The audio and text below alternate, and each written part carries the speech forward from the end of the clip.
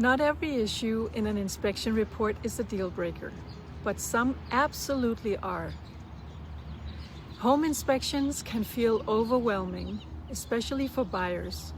Reports often come back with pages of notes, and the challenge is knowing what matters and what doesn't, what's negotiable, and let's break this down.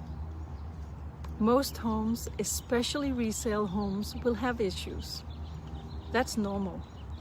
Things like minor wear and tear, cosmetic issues, small repairs, these are expected, but then there are real red flags. Things like foundation issues, roof problems, electrical hazards, plumbing issues, structural concerns, these can be expensive and sometimes deal breakers. Now here's where strategy comes in. When issues come up, you have options. Request repairs, ask for credits, renegotiate price, or walk away. The key is understanding the difference between cosmetic and structural, minor versus major.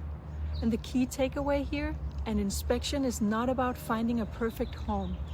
It's about understanding what you're buying and making informed decisions.